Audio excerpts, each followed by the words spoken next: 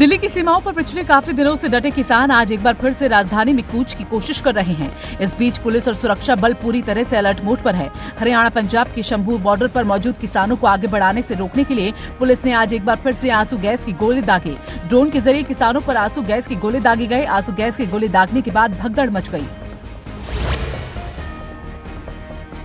किसानों को रोकने के लिए हरियाणा पुलिस और पैरामिलिट्री फोर्स भी अलर्ट मोड पर है। शंभू बॉर्डर पर सीमेंट के गार्डर, कटीले तारे बिछाकर 7 लेयर बैरिकेडिंग की गई है। इसी से पुलिस ने 8 दिन से यहीं पर रोके रखा है। लेकिन हरियाणा पुलिस की बैरिकेडिंग तोड़ने के लिए किसान जेसीबी और hydraulic crane, makeshift tank, Poclain machine और आयरन शीटें लेकर डटे हुए हैं। किसानों के दिल्ली कूच को लेकर गुरुग्राम दिल्ली बॉर्डर से लेकर गाजीपुर फ्लाईओवर पर जाम लगा हुआ है। यहाँ भारी संख्या में सुरक्षा बलों की तैनाती की गई है। ऐसे में लंबा ट्रैफिक देखने को मिल रहा है। गाजीपुर बॉर्डर से अक्षरधाम जाने वाले नीचे का रास्ता बंद किया गया। ट्रैफिक को कौशाम्बी और आनंद विहार की तरफ भेजा जा रहा है।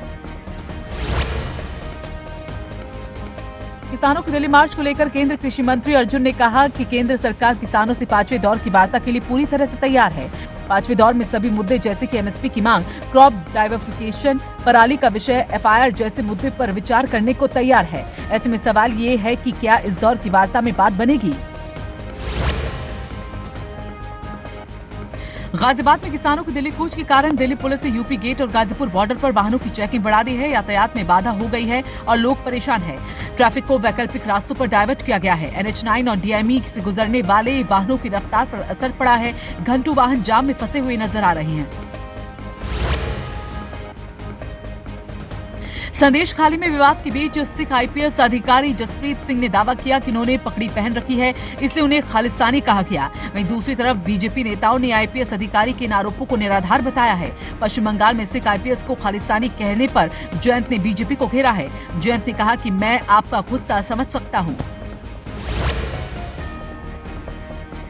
अखिलेश ने हरेंद्र मलिक को मुजफ्फरनगर से अपना प्रत्याशी बनाया है। मुजफ्फरनगर सीट को लेकर ही सपा और रालोद के बीच तकरार की स्थिति बन गई थी। जयंत चौधरी इस सीट को अपने कब्जे में लेना चाहते थे, पर अखिलेश ने कहा कि वो हरेंद्र मलिक को यहां से उतारने का वादा किया था। हुआ भी ऐसा ही।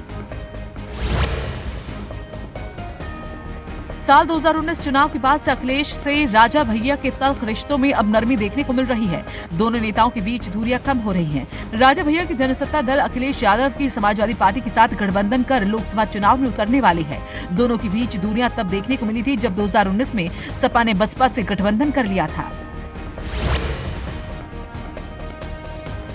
यूपी के बड़े से लेकर छोटे शहरों में योगी सरकार रोजगार के अवसर खोलने जा रही है। इससे प्रदेश की 34 लाख युवाओं को रोजगार मिलने की राह खुलने का रास्ता साफ हो गया है। इसके लिए योगी सरकार ने पहले 14,000 परियोजनाओं को उतारने की तैयारी की है। इसमें ट्रेंड और अट्रेंड युवा भी होंगे। बिहार विधानसभा के सत्र के दौरान जबरदस्त टकराव देखने को मिला। जैसे ही मुख्यमंत्री नीतीश कुमार सदन में दाखिल हुए, आरजेडी विधायक मुकेश रोशन सहित अन्य ने नारेबाजी करना शुरू कर दिया, जिस पर नीतीश भड़क गए और मुर्दाबाद के जवाब में विपक्षियों को जिंदाबाद कह दिया और कहा कि जितना मुर्दा कहेंगे उतना खत्म होते जाएंगे। इस दौरान शिक्षा विभाग सचिव का भी खुलकर बचाव किया। वहीं स्कूलों के 6 घंटे खुले रहने की बात भी कही।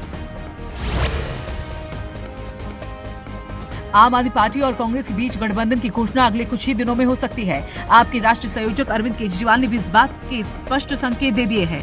चंडीगढ़ मेयर चुनाव पर सुप्रीम कोर्ट के फैसले पर हुई प्रेस कॉन्फ्रेंस के बाद केजरीवाल ने कहा कि 7 आरे का फॉर्मूला तैयार है। राज्यसभा के लिए निर्विरोध चुने गए 41 उम्मीदवारों में कांग्रेस की पूर्व अध्यक्ष सोनिया गांधी, बीजेपी अध्यक्ष जेपी नड्डा, पार्टी में नए शामिल हुए अशोक चव्हाण और केंद्रीय मंत्री अश्विनी वैष्णव के साथ ही एल मुरुगन के नाम भी शामिल है। हिमाचल प्रदेश, कर्नाटक और उत्तर प्रदेश की शेष 15 सीटों पर 27 फरवरी को मतदान होगा। पुणे पुलिस ने दिल्ली के हौस खास इलाके में बड़ी छापेमारी करते हुए 1000 करोड़ रुपए से ज्यादा की ड्रग्स बरामद की। दिल्ली में 1000 करोड़ के ड्रग्स जब्त। पुणे दिल्ली में अब तक बरामद हुई 3000 करोड़ की नशीली दवाएं बरामद की जा चुकी हैं। बताया जा रहा है कि पुणे पुलिस की ये इतिहास की सबसे बड़ी कार्रवाई है। केंद्रीय गृह मंत्री अमित शाह ने कार्यकर्ता सम्मेलन को संबोधित करते हुए कहा कि पीएम मोदी ने 2047 तक भारत को विकसित राष्ट्र बनाने का संकल्प लिया है। शाह ने कहा कि सरकार ने परिवारवाद, भ्रष्टाचार, तुष्टीकरण और जातिवाद को खत्म करने का काम किया। वहीं इंडिया गठबंधन अपने बेटे बेटियों और परिवार के लोगों को ही मुख्यमंत्री बनाना चाहते हैं। ये लोग सिर्फ परिवार का भला करने के लिए हैं। महिलाओं के अधिकार को लेकर सुप्रीम कोर्ट का ऐतिहासिक फैसला आया है। कोर्ट ने कहा कि शादी के आधार पर महिलाओं को नौकरी से नहीं निकाला जा सकता। महिला कर्मियों को शादी के अधिकार से वंचित करने का आधार बनाने वाले नियम असंवैधानिक है। महिला सैन्य नर्सिंग अधिकारी ने सुप्रीम कोर्ट में जीती 26 साल पुरानी जंग में मिला 60 लाख का मुआवजा। भारत जोड़ो न्याय यात्रा यूपी के बनारस पहुंचने पर राहुल गांधी के बयान ने बवाल कर दिया है। उन्होंने कहा कि मैंने वाराणसी में देखा कि युवा शराब पीकर सड़क पर लेटे हैं, नाच रहे हैं। उनके इस बयान का भीषण विरोध हो रहा है। सरकार में मंत्री दिनेश प्रताप ने कहा कि देश इन्हें मुंह दिखाने लायक नहीं छोड़ेगा। देश के दिग्गज वकीलों में शुमार रहे फली एस नरीमन का आज सुबह निधन हो गया। वो 95 साल के थे। उन्होंने कानून की पढ़ाई गवर्नमेंट लॉ कॉलेज मुंबई से की थी। उन्होंने बॉम्बे हाई कोर्ट से अपना करियर शुरू किया था। इंदिरा गांधी सरकार ने उन्हें एडिशनल सॉलिसिटर जनरल बनाया था। नरीमन का जन्म 10 जनवरी 1929 में रंगून में हुआ था। विदेश मंत्री एस जयशंकर ने रूस और यूक्रेन के बीच चल रहे युद्ध को लेकर बड़ा बयान दिया है। विदेश मंत्री ने साफ कहा कि यदि भारत में संपर्क किया गया तो रूस और यूक्रेन के बीच मध्यस्थता पर विचार कर सकता है। विदेश मंत्री के बयान से ही ये अंदाजा लगाया जा सकता है कि वैश्विक रूप से भारत का रुतबा कितना बढ़ गया है।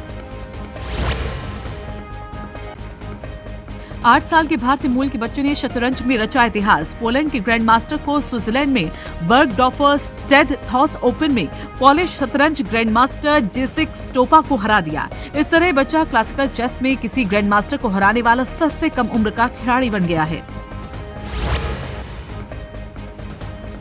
आज मार्केट की चाल सुस्त है। हालांकि इस मार्केट में भी निवेशकों ने एक झटके में 9,800 करोड़ रुपए कमा लिए। इक्विटी बेंचमार्क इंडेक्सों सेंसेक्स और निफ्टी की बात करें तो इनमें मामूली उतार चढ़ाव दिख रहा है। एक कारोबारी दिन पहले ये दोनों ही रेड जोन में खुले थे, लेकिन अच्छी बढ़त के साथ बंद हुए थे। आज इन शेयरों से मार्केट को सपोर्ट मिल रहा है और ये वापस नीचे खींच रहे हैं। भारतीय रेडियो के grand old man Amin Sayani का 91 साल की उम्र में दिल का दौरा पड़ने से निधन हो गया है। इस बात की जानकारी उनके बेटे राजिल सयानी ने दी। उन्होंने बताया कि उनके पिता को HN रिलायंस अस्पताल ले जाया गया था, लेकिन उन्हें बचाया नहीं जा सका। बिना का गीतमाला और आवाज ने दिलाई थी उन्हें लोकप्रियता। बीसीसीआई ने इंग्लैंड के खिलाफ होने वाले चौथे टेस्ट मुकाबले में पहली टीम में फिर से कुछ बदलाव किए हैं।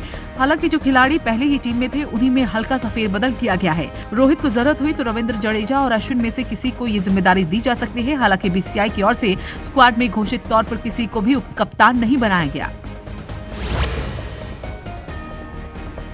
पाकिस्तान में नई गठबंधन सरकार के फॉर्मूले पर मोहर लग गई है। पीपीपी PMLN ने आखिरकार ऐलान कर दिया कि वो गठबंधन सरकार बनाने जा रहे हैं। दोनों ही पार्टियों के बीच कई दिनों से बातचीत चल रही थी। शहबाज शरीफ एक बार फिर से पाकिस्तान के प्रधानमंत्री होंगे, वहीं पीपीपी का राष्ट्रपति होगा।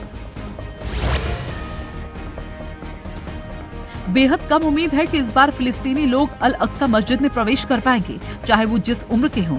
दरअसल रमजान से पहले अल अक्सा मस्जिद को लेकर इजराइल ने बड़ा फैसला लिया है, जिसमें रमजान के दौरान अल अक्सा में इजरायली सरकार ने मस्जिद में प्रवेश पर रोक लगा दिया है, जिसके बाद संभावना है कि मुसलमान भड़क सकते हैं। दुनिया के सबसे बड़े सांप को खोजा गया है। नेशनल ज्योग्राफिक की एक शूटिंग के दौरान ये सांप मिला, जिसका नाम ग्रीन एनाकोंडा है। ग्रीन एनाकोंडा की एक दूसरी प्रजाति है। ये 26 फीट लंबा और लगभग 200 किलोग्राम के वजन वाला है। इसका सर किसी इंसान के बराबर है।